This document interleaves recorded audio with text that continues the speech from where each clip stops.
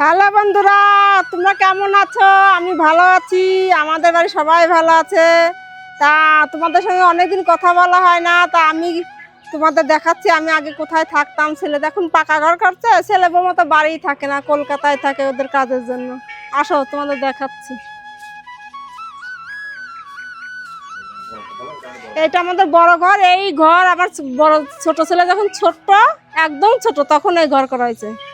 আসো, এইখানে ধান টান রাখতাম, এইখানে আমরা বাবা মা আমরা দুজন থাকতাম, আর ঘরের মধ্যে সবাই। এই পাশে এই জায়গায় বড় ছেলে থাকতো, আর এই খাটে থাকতো আমার মা আর আমার ছোট ছেলে। এই খাটটা আমার দাদা দিয়েছিল। এই দেখো খাট, আমার বিয়ের খাট। এখন মা থাকে, এখন আমরা ওই ঘরে পাকা ঘরে থাকি। আর এই এক ঘরে সবাই আত্মীয় স্বজন আসলে এই ঘরে থাকতো। কিন্তু কী করে, এখন ছেলে ঘর করছে, ছেলে এই ঘর থাকলে রাগ করে। আর মা বুড়ো মানুষ, পাথর উপর থাকতে পারে না।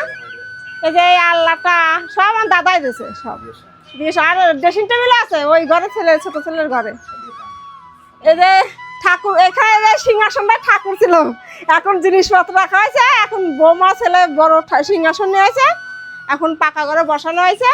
এখন ওইখানে থাকি, ওইখানে পূজা আসতে করে। মা বুড়ো মানুষ এখানেই থাকে। এই যে আমার পাট কাটি বেড়া ছিল, এখন টিনির বেড়া হয়েছে।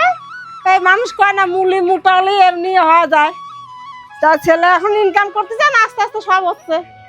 এই যে এদিকে এই যে গ্যারেজে মোটর সাইকেল জিনিসপত্র।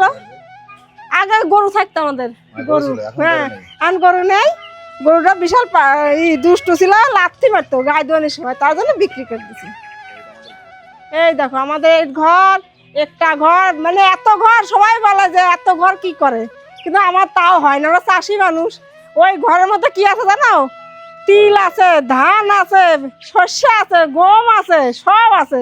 আর দুদিন পরে পাটও আসবে, তাহলে আমাদের লাগবে না। ছেলে তো পাকা ঘরে সব তুলতে দেবে না, তার জন্য এই সমস্ত ঘর।